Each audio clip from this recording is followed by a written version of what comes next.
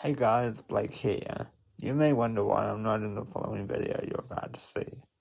Unfortunately, I couldn't be in the video you're about to see due to prior commitments. But don't worry, I have left you in very capable hands. Holly from the little corner of yellow, Denise and Jonathan put together this fantastic interview with Canberra United's Grace Jale. So I hope you enjoy this video, and of course, thanks to Grace for agreeing to appear on the show. With that being said, enjoy the video, and see you on the next one.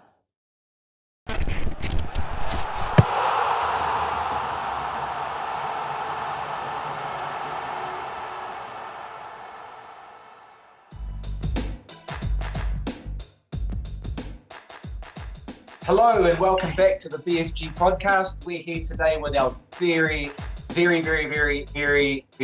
a capital T, very special guest, Grace Jale, former Knicks player, currently starring for Canberra and also Football Fern. So, yeah, bula, welcome to the show, Grace. Hola! Thank you for having me. Oh, I love this shirt. My dad doesn't even have a Jolly shirt of me. Love it. Thank you. Excited to be here. Do it again, Denise. Do it again. Woo! Woo! Oh, there goes. I'm so excited. My computer fell over. Woo! That's a quick one. Drive by. Love it. So how's your week going, Grace? How's the prep for the game tomorrow, the game against the Knicks going? It's good. It's good. Prep is good. My week has been good. I am excited. Very excited. I'm very nervous. Do you think you can beat us? Do you think you can beat us? Yes. Yes, I do think so. I think it's going to be a good game. We definitely cannot underestimate the Knicks. Of course, I know I've been part of the team and I know the quality that the team has. And when I was playing for the Knicks, we did take Canberra down. I think it was 3-0 last time. So got to keep that in mind. I am very aware of their high press and have been scoping out, the positives and negatives and their strengths and weaknesses in their past 3 games. But yeah, I'm excited, very excited. It's been hard to sleep this week, if I'm honest, because I've got, it's the X team and I have this crazy weird thing of having to score a goal to carry the streak and hopefully beat Sam Kerr's record, which is also crazy. And yeah, so I'm very nervous, but excited. I'm wondering actually, what is it you think that Canberra needs to do to beat the Knicks tomorrow?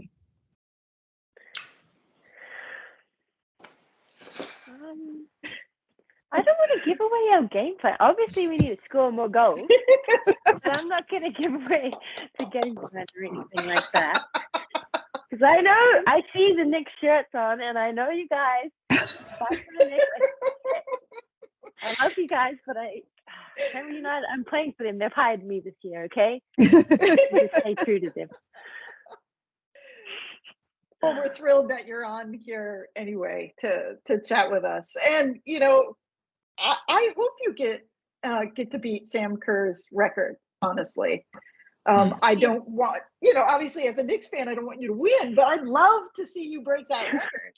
And in fact, I'll be the first to tweet at Sam Kerr and say, Grace Jolly's just beaten one of your records. Tell you what, you can score your goal once the Knicks have scored 10. Then I'll celebrate your goal. I'll be there. Little corner of yellow will be there. And we will celebrate your goal, but so long as we've already scored 10. Okay, got it.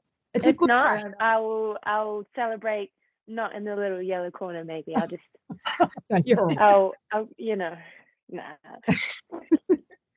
So, speaking of making the switch from the Knicks to Canberra, what's that been like? I mean, what's been good and what's been hard? How's that going for you? I mean, obviously it's going well. I mean, you're on a goal scoring streak, but yeah, how else has the change been? It was scary at first. Obviously, it's a new team and it's a new town and everything like that. And yeah, it was scary. A whole new team of people. With the Phoenix, I've kind of been in and around the players for a while now, and the coaching staff as well. So I was familiar, and it was more, I don't know, comfortable, I guess. And I had to kind of get comfortable being uncomfortable in Canberra. The town's pretty, dare I say, it's pretty boring. There's no beaches. There's not as much as there was in Wollongong, and I know that's not as much as there is in Wellington, which I do miss home, that's for sure.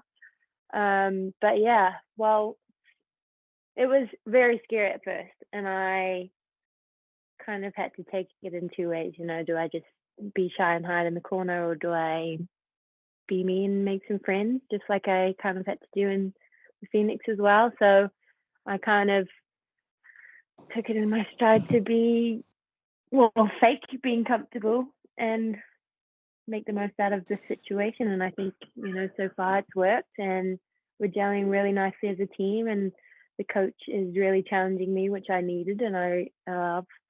And I'm making lots of new friends, which is great. But yeah, I'd say the downside is probably no beaches, if I'm honest. I heard you did some archery though on the bye week. Oh, yeah, we did. Are you any good? I'm okay. Definitely will stick to football, but yeah, very inconsistent. I think it was all right. It was a hot day. Okay, I was tired. I needed a nicer day for that.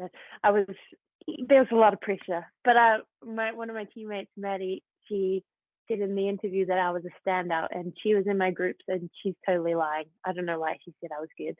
I'm not good. I'm okay. So I was thinking, obviously there were two Graces in the team last season. So you got to Wiz and Jale. And I was thinking, oh, you get to be Grace now. And then I realized that there's Grace Ma. So are you still Jale? Yes. And there's also a Grace Taranto. So if there's Grace being said, there's three of us thinking, is it me? Yeah. So I encourage everyone to call me Jale on the field and at training and just in general, because everyone's heads are turning when we hear it. So it is tricky, and it's not very nice being one of three Graces, not very unique, but it's fine. I'll deal with it. Well, one of the reasons that I'm just a super fan of yours is that you are unique. As a fan of New Zealand football, I look around and I'm looking at diversity in football, and I'm like, Grace, man, you made it. Like, how did you do it? Where did you come from? How do we make more of you? Like you're just awesome, and you have incredible poise. You're one of New Zealand's top athletes, and I just want to know, like, how you came about. Wow. First of all, thank you very much. Very kind words. I don't feel like I've made it just yet, but I'm getting there. It was not easy. Got to be honest with that one. Not easy at all. Like you said, I do stand out because, well, I'm tall, and I'm one of the only, I would say, not only, but different skin color, obviously, and different background. Got a bit of Māori in me, and I'm half Fijian and New Zealand European, so I'm a bit of a mix. But yeah, was not easy at all. Had to fight for positions in every single team, and nothing comes easy. I wouldn't, honestly, I'd just say it's hard work and dedication. Obviously it's kind of cliche, but you got to work hard to get it, and nothing comes easy. Nothing's given to you. And I'm sure for the case it was the same, as me, and also with injuries and stuff, it's just not giving up. And times do get tough. Sorry. but hard work always gets you through. I mean, when times get tough, who do you talk to? Who's your go-to? Well, I actually did talk a lot to Amber Hearn when I was going through a lot of my injuries. She's a legend, obviously, New Zealand's top goal scorer, a great person as well. I talked to her a lot. I talked to Hoyley, Katie Duncan, just kind of the stars of our kind of generation before. And I was lucky enough to be a part of the team when I was really young. The Ferns, that is, when I was really young. And I had the players I had on my bedroom wall to look up to and to talk to and get advice from. So I think they really helped me through it. But I just think I had to find it kind of inside me not to give up, because being injured sucks. And being injured and then coming back and then getting injured again really sucks even more. And these things that are out of your control, you kind of had to drive it yourself. So, yeah. So you've had 2 ankle reconstructions. I mean, that must have been, I can't even imagine what that must have been like for rehab and everything. Does that still have any impact on you now, or is it kind of gone and in the past now? Oh, definitely not in the past. I've got the scars to show, and I've got the, constant niggles that keep coming up. Rehab, have to keep on top of that because it will come creeping back. It was really hard. I think I had about 10 months out for each of them, and those are within, 2 years. So it was a very quiet kind of time for me before the Phoenix kind of snapped me up again. And yeah, it's really hard, and it's never something that I've quite gotten over. My right ankle is still causing me a bit of grief. The Phoenix season, I had to get a cortisone shot, so I might be due for another one this season. I really don't want to get to that point, though. So I think keeping on top of rehab and recovery is going to be huge. But yeah, it was difficult, but getting there. So you've been around, when we look at across the calendar, you've been around football for a while. So are these kind of overuse injuries, or is it just really bad luck? I don't know. I don't know if it's genetically I've just got crappy ankles, but I think it would have been a combination. I did have a lot of injuries when I was younger, literally from growing. And I was like a baby giraffe when I was going through that stage. I grew way too quickly for my muscles to handle. But I think it probably was a combination of that and bad luck. Concussions. I've had a fair few of those, which are horrible, and that's kind of bad luck, I'd say. But I think, across the years, I kind of learned more about recovery and strength, and got in the gym and had people to, show me the rights and wrongs and do's and don'ts. So I think the more I kind of played and the longer I was around, I kind of learned how to avoid those injuries. But a bit of both, bad luck and bad ankles, maybe genetics. Hey, can I ask our signature question, which Jonathan usually asks? How would you describe yourself as a footballer in 3 words? Oh, that's a tough one. I know. 3 words. That's a really good question. Yeah. Well, it gets to the essence of who you are. And yeah. That's why we love to ask it.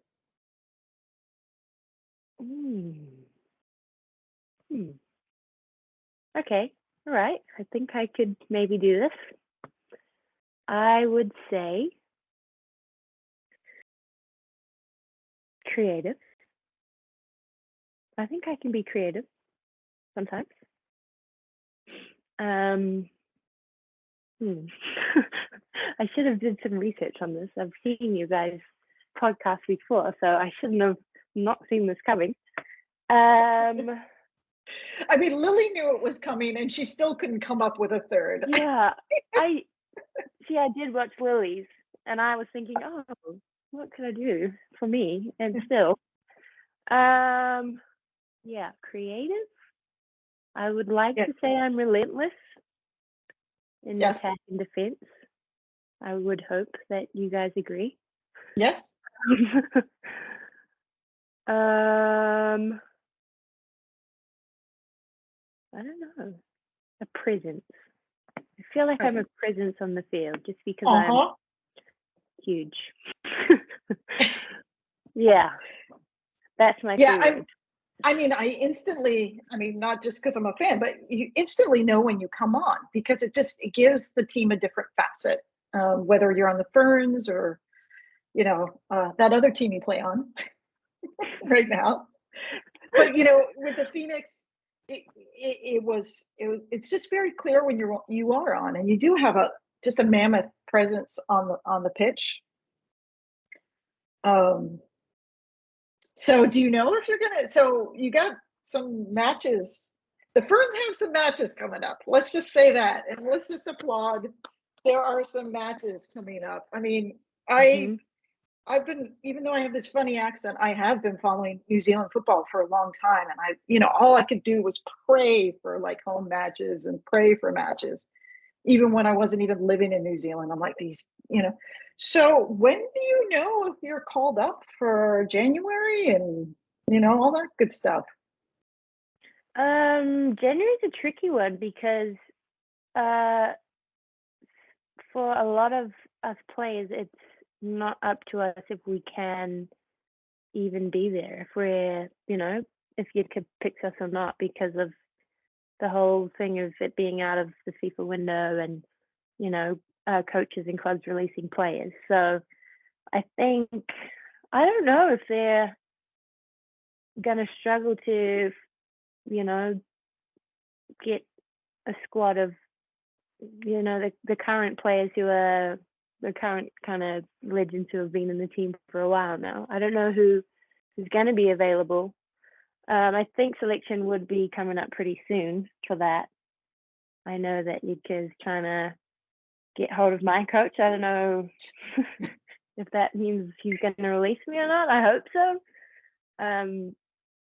But yeah, we'll see. I know that if I do play, I think it's for the second game against the US. It clashes with the game against Phoenix.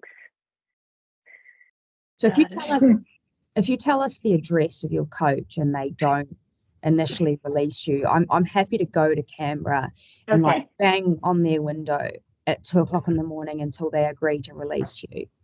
Does that sound like a plan? I could actually do that. We could divide it up amongst all the fans and go and bang on windows and doors, and stand outside people's houses. Holly will do that stuff. I mean, she actually will. Okay, all right. I'll keep that in mind. We'll see what he says. But like on a related note, though, in terms of scheduling and seasons and whatnot, I noticed that you were one of the few New Zealand players that actually stayed in Australia to play NPL. Most people went home, and they weren't in like a proper competition. They were in some sort of off-season training. Did you stay and play in the Vic NPL, which I saw you guys won actually at Heidelberg United? Was that a professional decision to play that, or it's up to you if you don't want to talk about it, but it means you're actually in season. Yeah, I wasn't too keen on coming back because I've been in and around New Zealand for ages now, and club level, if I'm going to be honest, it's not going to help me grow. It's not challenging enough. So coming back to club level was definitely not an option for me personally. Also, the kind of off-season training group, I wasn't too sure if that was going to be for me as well. There's a program, FFDP, that was kind of run throughout the years that I was a part of, which was the same kind of players as the Phoenix. And I didn't know if, it would be better for me to maybe venture elsewhere to help me grow not only as a player, but a person. So I was in two minds with that, because I know that NPL also isn't, the best of leagues, obviously for me, the best outcome would be another professional contract somewhere else in the world. But NPL, you know, it was okay. My partner was already there as well, so that was a huge kind of draw.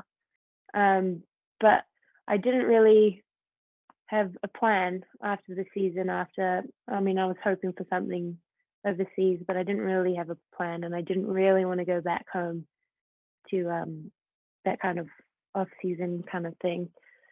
So NPL was kind of just it. I don't think I really had many options at that point, and that just seemed the best for me. My partner was already there, and I'd missed her for months already, so you know, it was good for me. And I made the Ferns tours throughout the season, which was also good for me. But I probably wouldn't go back there either. Like, I'm really reaching for higher kind of standards and environments. But, you know, if I can't make them, then I'm going to have to make do with something else. But, yeah, that was my kind of decision making there with the NPL. So what is it that you see needs to happen? Because I feel like there is a gap there because the season isn't fully professional, and NPL is sort of the stopgap. What else generally do we need to really make it work for players who are in this space? I know some of it's kind of obvious, like actually paying them properly and having a longer season, but I was wondering if you have a perspective on that as an actual player. That is tricky. I mean, yeah, the money is a big thing. The season is lengthening, which is good.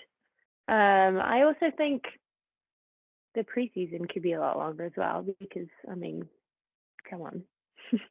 Are we all going to be fit and ready in a couple of weeks? No, definitely not. I guess, well, NPL in Victoria where I played, there's a team called United, which is pretty much Western United. So I think that worked really well for them, and they had been together for ages, and you can see that translating on the pitch now. They're doing quite well already. It's a tricky one, really, because if the money's not there, then it's kind of hard to do. And I know that like the Swedish league and the Norwegian league kind of coincides, and the American league kind of coincides, but it's kind of tricky there. I wouldn't really have a quick solve for that, but I think it would be great if, you know, ALeague would be a full-time thing and would get a nice off season and then a nice preseason to be really prepared for the season to start. I'm kind of hoping the new Canadian league will yin and yang with y'all. There's a new Canadian league coming in. It's not going to be coming in until 2025, and I would really like to see that. You know, some A-leagues go back and forth because there's no way they're going to be playing during these months because it's really cold in Canada. And you know the Canadians will want the beach too. True that. True. Yeah. Ooh, just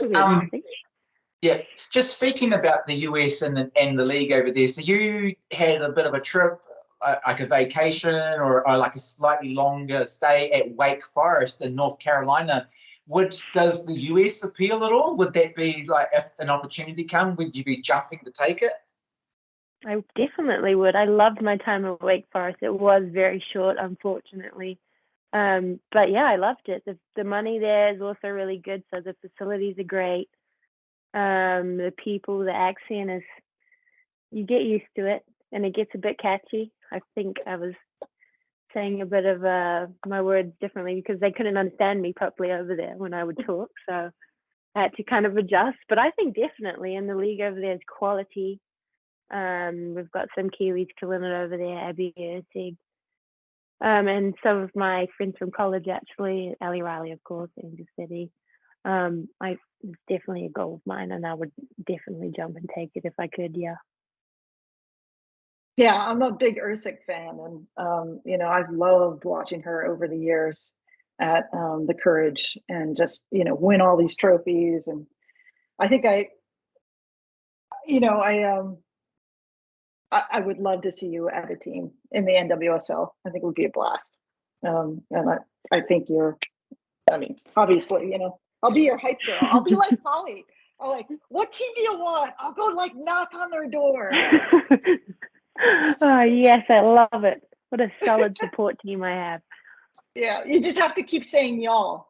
Like, yeah. Y'all? Okay, y'all. Y'all. Got it. Y'all. Yeah. Okay, so we've got 2 or 3 minutes left. So what we'll do is we'll start bringing this plane kind of, we'll start tipping the nose down, coming in for a nice smooth landing. So we just got like a few fun questions and bits and pieces. If you were on a reality TV show, which one of your teammates would you take on with you? Oh. My current teammates, my Canberra teammates, or Ferns? Who would you take from the Ferns? Jonathan, it depends if it's like a cooking TV, like reality TV show, or like Survivor, or like what kind of TV, or like maybe you make up the reality TV show with your teammate. This is tricky. Make it Survivor so that everyone sort of knows what Survivor? you're talking about. I'm assuming Okay, it's Survivor, yeah, Top Chef. Or you could do like RuPaul's, runway show. Like, who would you want to like dress extravagantly with? Like, who has the best style closet? Now you got a ton of questions. I think Survivor. I think I would choose first person that came to mind, Betsy Hassett. I think she is fun-loving. She's really good at yoga, so we could, kill it on the yoga scene. I don't know. She's really down to earth, and I feel like she'd be able to, use the Kiwi ingenuity, and we could work well together to win all the challenges, and then you get money at the end, right? Yeah, absolutely. She'd be comfortable on a beach. Yeah, definitely. I would love Survivor as well. I always thought that maybe when I had a ginormous gap in the season or something like that, I would try and make it on Survivor. I think I'd be okay in it, honestly. Question two. Which one of your Football Ferns teammates takes the best selfies or the most selfies? Ooh. These are really good questions. Most selfies? I feel like Erin Naylor takes the most selfies. If you've seen her Instagram, right? If you've seen her Instagram, it's always selfies with someone or doing something. I don't know. On tour, it's like, what certain players and people are doing because that they're on Erin Naylor's story. So that's how you can keep up with everyone. The best selfies?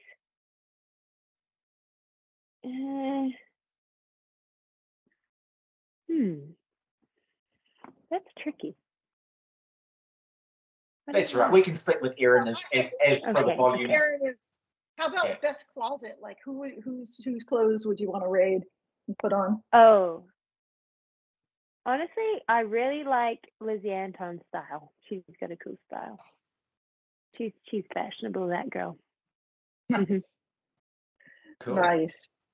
Holly, you got something you want to fire out there? Something funny or fun, silly? I don't know that I do, but please tell us your game plan for tomorrow. We won't share it with anybody from the Phoenix. We definitely won't. Oh, and you know what? This actual interview might not be out in time for the game, so nobody will be able to watch it. I hope it is, but So okay, then what's your score prediction for tomorrow? Oh my goodness! And you guys have to score you'll have to score at least one goal, but like I said, the Knicks have to score 10 before you're allowed your one goal. But what do you reckon? So if that's the case, I guess still the Knicks can score 10, but we can also score 10. And then after you guys have scored 10, I'll score 1. So it'll be 11-10 to us. 11-10. Or if we don't get that much, I think Honestly, I think it's going to be a really tough game. I want to say 2-1 win to us. I'm sorry, I'm going to have to say that we win. That's all That's right. fair. That's fair. The truth We'll in my go heart. with a 2-2 draw, but 2-1 from makes sense. Okay. Tricky question that was. Here's one last semi-deep one. Who are you cheering for right now? I mean, I'm going to say I'm cheering for Brittany Griner right now. I'm so happy that this American basketball player is coming home from Russia. Who out in the universe are you going, yeah, let's go? Honestly, my partner, Rebecca Burrows. She is coming back from ACL surgery, and I think she's killing it with the rehab, and I can't wait to see her back out on the pitch, so I'm really cheering for her. Oh, sweet. I love the new generation. They're so out and so happy and so supportive of everyone. Cool. I mean, the Knicks is really great. I mean, like all these athletes on the team are just, just open, clear, and honest, and I love it. Makes me happy. Only way to be, I say. Yeah. So on that note, we'll wrap it up there. Thank you so much for your time today, Grace. We really, really appreciate it. I'm going to do Blake's outro. So this has been another edition of the BFG podcast. Like and subscribe, YouTube, Insta, Twitter, and probably Facebook as well. But once again, up the Knicks, 2-2 draw, fingers crossed, so that way everybody wins. Have a fantastic game, Grace, and we're really, really hoping that you break that record. Wishing you all the best for the weekend. Thank you very much. Thank you.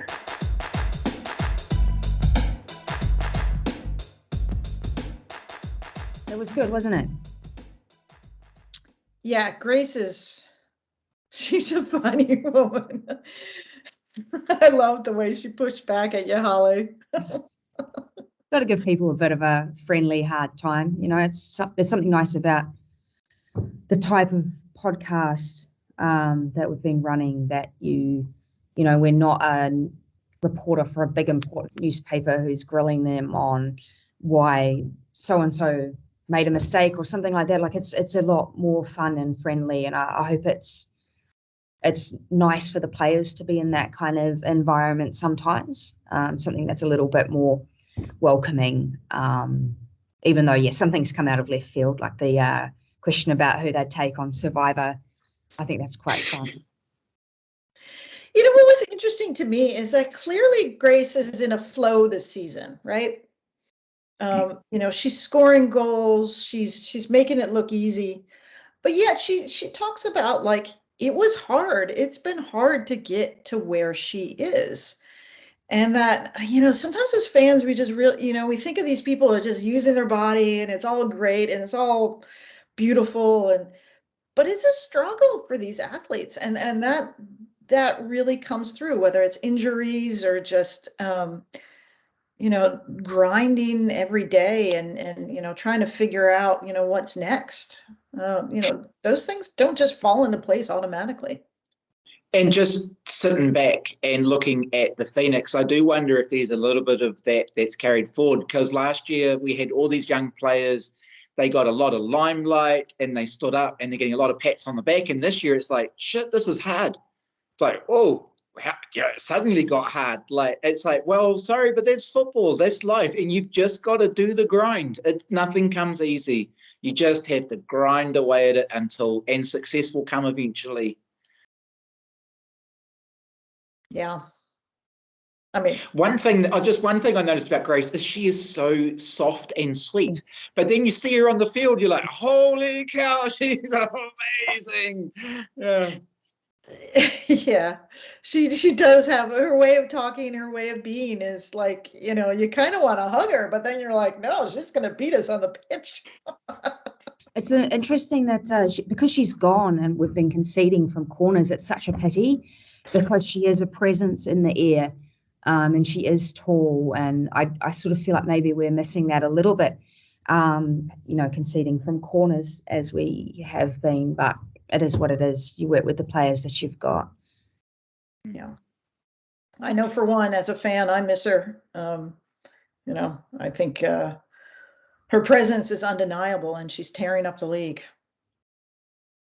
Who are we to stand in the way of love? She returned to Canberra to go to her partner. You know, who are we to stand in the middle and say, no, you must play for the Knicks? We're all about the love on this show, yeah. Yeah, I mean, I would love to have her come back. And you know, it's a puzzle, right? Every team is a puzzle, and we are missing her piece. We're getting there. We're getting Yeah. It's every football team is like this. You know, you lose people that you wish you didn't lose, but squads are only so big. And I mean, I don't envy the coaches and the managers and the clubs making these really difficult decisions, and then players making decisions as well. And I'm sure that there's a lot that goes on behind the scene that as a fan you never learn about. So yeah, but it would be great to see her back at the Knicks one day. So that you can break out that shirt again. All day. You could have, yeah, on her return, you could have Jale too. Well, you know, I'll be wearing it when she plays for New Zealand, and you know, we'll see if she plays against Team USA. But it sounds like, you know, Portugal's coming up, Argentina's coming up. You know, I might not be able to wear my Earth shirt, but I'll wear my Jolly shirt. All right, cool. Anything else? All right. Again, big thanks to Grace, and it's been fun, guys, as always. All right. Cheers.